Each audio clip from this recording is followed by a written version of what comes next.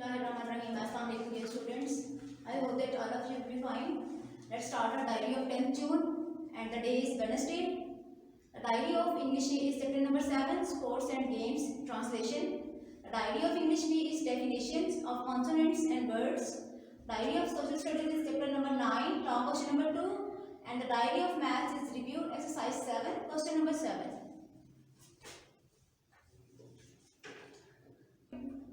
First, we will start our diary of maths, exercise review 7. Your question number is 7. A dealer bought 18 toy chairs at ₹65 per chair. यानी एक dealer ने 18 खिलौना कुर्सियां खरीदी और एक चेयर की जो कीमत थी वो थी ₹65 यानी 65 रुपीज पर चेयर थी. He sold 12 of them at ₹75 each. यानी उसमें से 12 कुर्सियां उसने 75 रुपए के हिसाब से एक कुर्सी सेल की है यानी बेच दी है. And the remaining chairs at ₹60 और जो बाकी कुर्सियां रह गई थी वो उसने 60 रुपए की एक कुर्सी जो है वो बेची है. फाइंड द प्रॉफिट और लॉस परसेंट. तो हमने प्रॉफिट या लॉस परसेंट फाइंड कर लेंगे. अब हमें ये नहीं मालूम कि इसमें प्रॉफिट उसने गेन किया या लॉस किया. सबसे पहले तो हम इसकी कॉस्ट प्राइस और सेल प्राइस को एग्जैक्ट जो है वो देखेंगे कि क्या हमारे पास आती है. तो हम अकॉर्डिंग टू स्टेटमेंट्स को लेके चलते हैं. कॉस्ट प्राइस इसकी कितनी थी? A dealer bought 18 toy chairs at ₹65 per chair. यानी कॉस्ट प्राइस एक चेयर की कितनी बन रही है? वो बन रही है 65 rupees. Cost price of 18 toy chairs. जाहिर बात है जब 18 कुर्सियां उसने खरीदी हैं और एक कुर्सी की कीमत 65 रुपए है तो हम 18 को 65 से मल्टीप्लाई करेंगे तो 18 toy chairs की हमारे पास कॉस्ट प्राइस जो है वो आ जाएगी. यहाँ देखिए हम इनको मल्टीप्लाई कर लेते हैं. 65 को हमने 18 से मल्टीप्लाई किया. 8 5 जा 40, 0 4 हमने कैरी कर लिया. 8 6 जा 48, 48 में 4 को ऐड करेंगे तो 52 आ जाएगा. एंड 65 1 जा 65. अब हम इन दोनों वैल्यूज को ऐड कर लेते हैं. 0 5 + 2 7 5 + 6 11 यानी आपके पास क्या आ जाएगा 1170 रुपीज जो है वो आपकी कॉस्ट प्राइस आ रही है. इसको मैंने ब्लॉक में कर दिया ताकि आपको क्लियर हो जाए. ये कॉस्ट प्राइस है हमारे पास टॉय चेयर्स की. 18 टॉय चेयर्स की कॉस्ट प्राइस हमारे पास कितनी है 1170 रुपीज. अब हम इसकी सेल प्राइस देखते हैं कि 75 रुपीज जो उसने पर चेयर सेल की है, 12 जो चेयर सेल की हैं उनकी सेल प्राइस इसकी कितनी बन रही है. तो सेल प्राइस हमने कितनी उसने रखी है एक कुर्सी की 75 रुपए यानी 75 रुपीज. कितनी चेयर्स उसने 75 रुपीज में सेल की थी 12. तो हम 12 को 75 से मल्टीप्लाई कर लेंगे. यहाँ देखिए 5 2 10 0 1 कैरी किया. 7 2 15 1 + 15 75 1 75 0 5 + 5 10 0 1 कैरी करेंगे. 7 + 1 + 1 9 आपके पास आ जाएगा 900 रुपीज. यानी 12 कुर्सियों की जो सेल प्राइस है वो हो गई 900 रुपए 900 रुपीज. अब हमने मालूम कर लिया. मैंने बोला कि जो रिमेनिंग चेयर्स थी वो उसने 60 रुपए की एक चेयर सेल की. लेकिन पहले हमें मालूम होना चाहिए कि रिमेनिंग चेयर्स हमारे पास कितनी थी. 12 तो उसने 75 में की. टोटल चेयर्स हमारे पास 18 थी. 12 उसने 75 की सेल की और रिमेनिंग उसने 60 की. तो 12 में से हम 18 में से हम 12 को माइनस करेंगे तो जो रिमेनिंग चेयर्स है वो हमारे पास आ जाएंगे. तो रिमेनिंग चेयर्स फाइंड करने के लिए हम टोटल चेयर में से 12 चेयर्स को माइनस करेंगे तो आपके पास जो रिमेनिंग चेयर्स है वो 6 है. यानी जो बाकी 6 कुर्सियां थी वो उसने किसमें सेल की ₹60 रुपए में उसने 6 कुर्सियां सेल की हैं. तो उनकी सेल प्राइस मालूम करने के लिए हम क्या करेंगे कि 60 को हम 6 से मल्टीप्लाई कर लेंगे. 6 0 0 6 6 जा 36. तो 6 कुर्सियों की जो सेल प्राइस है वो आपके पास कितनी आ जाएगी 360. अब देखिए 12 चेयर्स जो थी उनकी भी सेल प्राइस हमारे पास आ गई. जो रिमेनिंग चेयर्स थी उनकी भी सेल प्राइस हमारे पास आ गई. अब हमने टोटल सेल प्राइस निकालनी है तो हम क्या करेंगे कि इन दोनों को ऐड कर लेंगे. यानी 900 को और 360 रुपीज को हम ऐड कर लेंगे तो आपके पास टोटल अमाउंट जो आएगा यानी टोटल सेल प्राइस जो आएगी वो है 1260 रुपीज. यहाँ हमने इनको ऐड कर लिया. अब दोनों चीजें आपके पास आ गई है. हमारे पास कॉस्ट प्राइस भी आ गई है, हमारे पास सेल प्राइस भी आ गई है. अब हमने इनका कंपैरिजन करना है कि सेल प्राइस ज्यादा है या कॉस्ट प्राइस ज्यादा है. अब देखिए कॉस्ट प्राइस कितनी थी हमारे पास 1170 रुपीज और सेल प्राइस कितनी है 1260 रुपीज। देखने से मालूम हो रहा है कि सेल प्राइस ज्यादा है, यानी उसने प्रॉफिट गेन किया है। तो सेल प्राइस हमारी ग्रेटर है कॉस्ट प्राइस से, सो ही गेन प्रॉफिट। उसने प्रॉफिट गेन किया, तो प्रॉफिट मालूम करने के लिए हम क्या करेंगे, सेल प्राइस को हम माइनस करेंगे कॉस्ट प्राइस के साथ।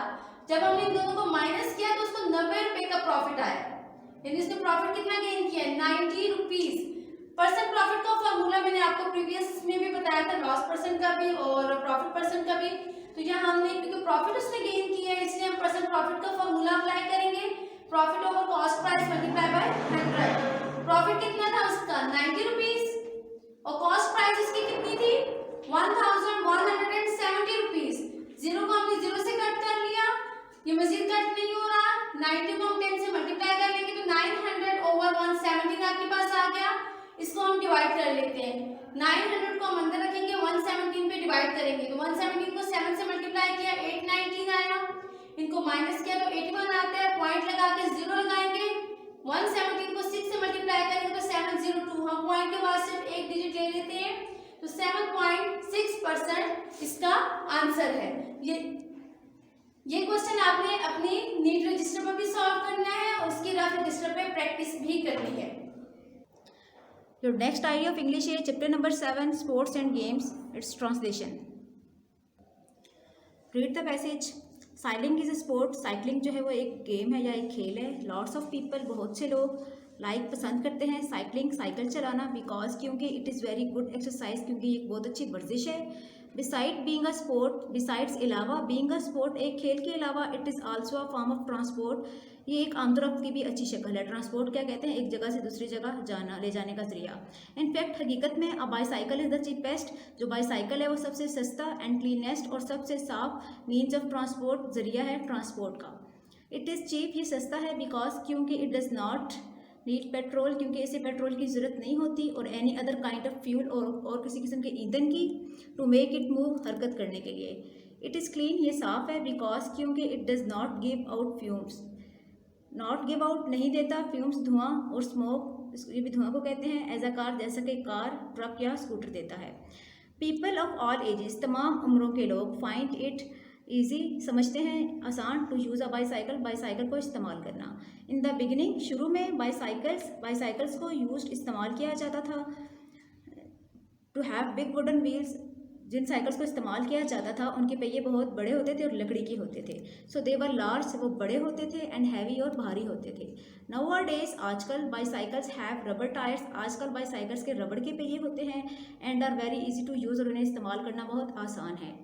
लिटिल चिल्ड्रन, छोटे बच्चे, लर्न, सीखते हैं, टू राइड अ ट्राईसाइकिल पर सवारी करना, ठीक है। ट्राईसाइकिल कहते हैं वो साइकिल जिसके 3 पहिए होते हैं। This is a small cycle, ये एक छोटी साइकिल होती है, विच हैज़ 3 व्हील्स, जिसके 3 पहिए होते हैं। टू मेक इट ईजी, क्योंकि ये आसान बना देता है, टू पैडल, पाँव चलाना, एंड बैलेंस, और तवाज़ुन बरकरार रखना। साइकिलिंग रेस, साइकिल की रेस, इज़ वेरी पॉपुलर, बहुत मशहूर, स्पोर्टिंग इवेंट, एक तफरीह खेल है, इन मैनी कंट्रीज़, बहुत से ममालिक में, ऑफ द वर्ल्ड, दुनिया के। इट इज़ पॉपुलर, ये बहुत मशहूर है, इन मोस्ट वेस्टर्न कंट्रीज़, ज़्यादातर वेस्टर्न कंट्रीज़ में, as well as in the east, और ईस्ट में भी।